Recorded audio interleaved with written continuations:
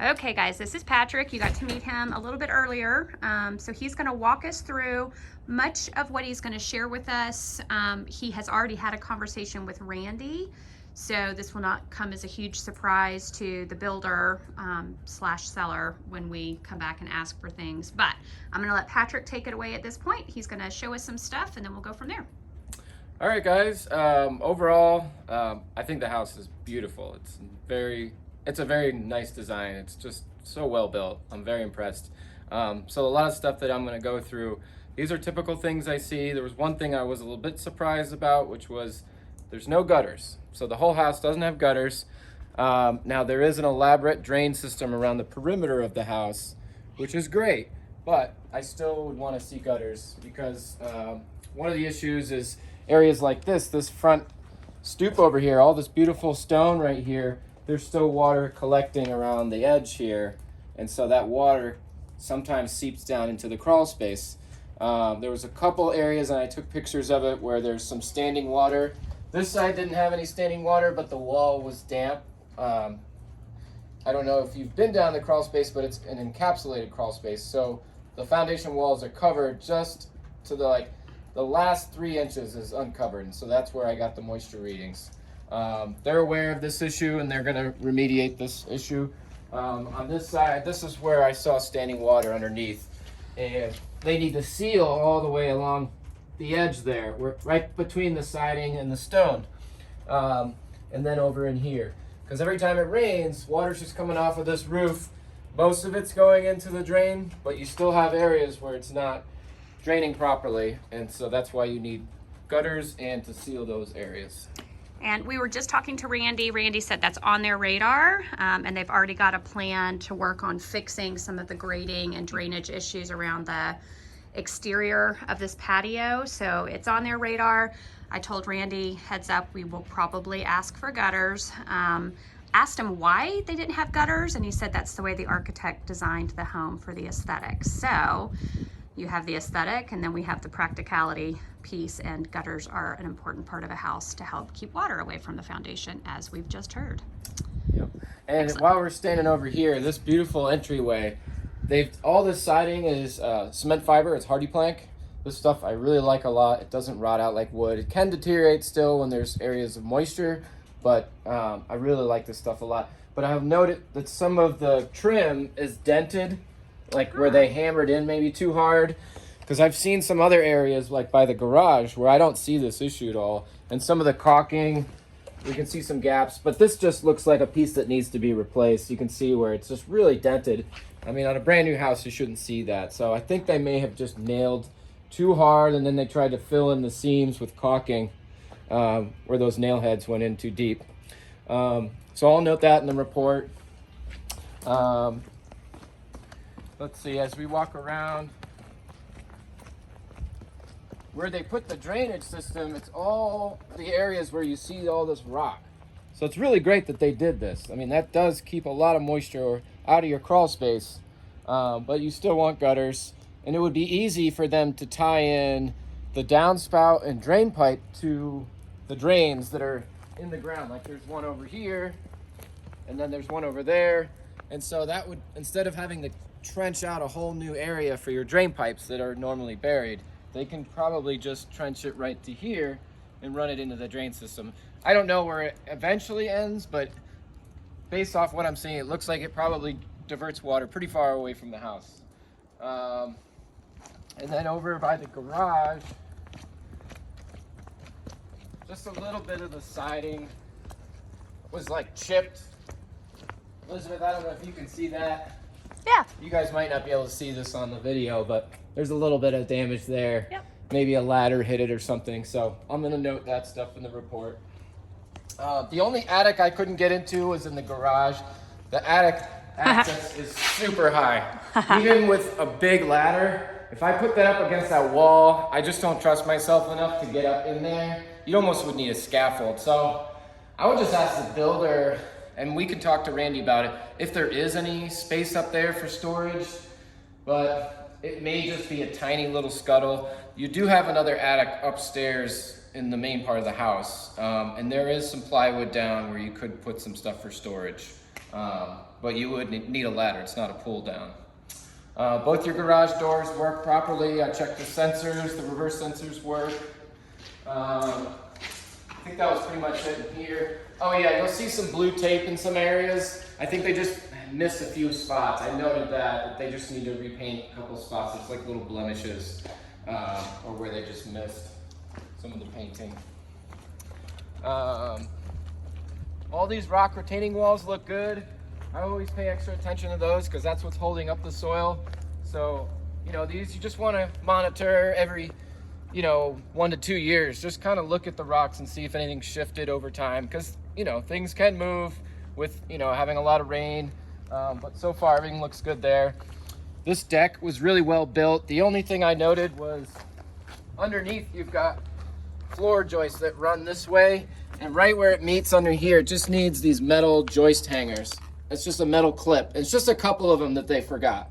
So the rest of them look all good down there. Deck looks really well built. It's got metal flashing. That's what you want to see.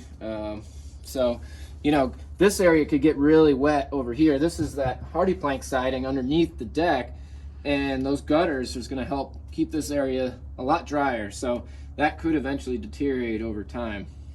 Okay.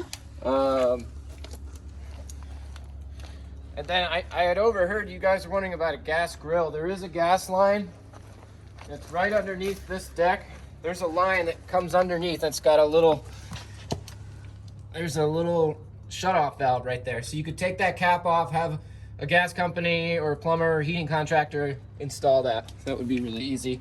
And they could just drill a hole up through the deck and just have your gas line connected to the grill.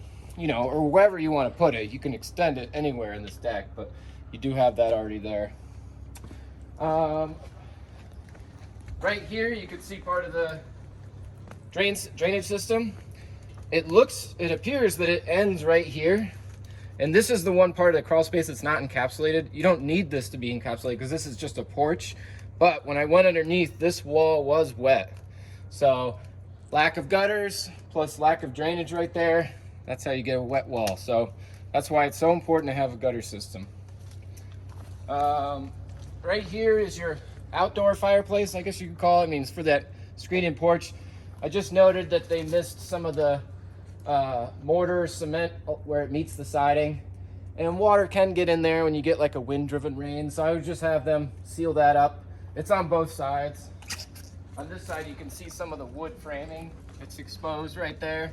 So just having all this sealed up with mortar, where they just missed it. They just didn't finish it over there. But the rest of it looks really good. And this is all still part of your drainage system. They've got a giant ground drain right here. So they probably spent a lot of time on this because they knew they didn't have gutters. So I'm glad that they at least did this part, but I'll say it again. Definitely need gutters. Gutters. I'm hearing a theme. Yeah, so you've got 2 heating and air systems. This one heats the upstairs. This is a heat pump, so it's electric heat. This one is just a compressor for AC for the main floor, and you have a gas furnace for the heat for the main floor. So gas is great. It's natural gas. It's a lot less expensive than propane and electric when servicing heat system. So everything looks fine with that. It's brand new. Train's a really good model. I really like these a lot. One thing we don't inspect are generators.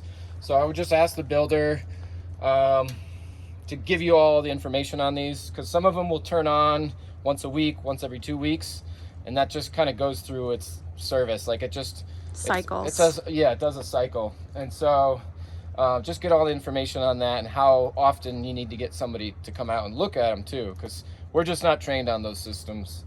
The other system we don't inspect are the sprinkler systems. We have sprinklers? Yeah, there's a sprinkler system. You'll see like little green boxes like this, Elizabeth. Ha. So these are irrigation control valves. And there's some heads like right there. They're little pop-up heads. So it's nice. You don't have to water a lot of these new plants. But maybe get the information on who installed that as well, in case if you ever have one that's not working or leaking or whatever, you can call that company. This is your main circuit panel disconnect box. You got 200 amp service. The other 3 panels are in the entrance foyer. When you walk in the house, there's a little closet. It's almost like a hidden closet, but it has a doorknob there. You open that and there's 3 other panels.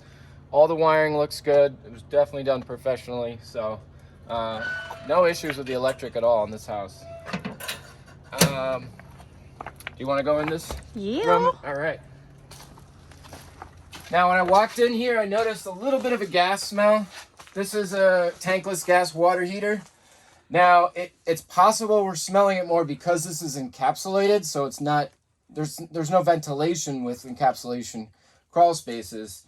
But I'm still going to note that to maybe have their plumber or heating guy look at that, because I could smell it in this area quite a bit. And the other spot I noticed it is when I first walked in through like that mud room, and that could be from anything. That could be gas from the gas fireplace or the gas stove. So whoever did all those appliances and the water heater, have them just double check, because you don't want to obviously have a gas leak. So right here is your main water shut off. So when you first walk in here, it's to the left. This is your shut off valve. This will shut off all the water in the house.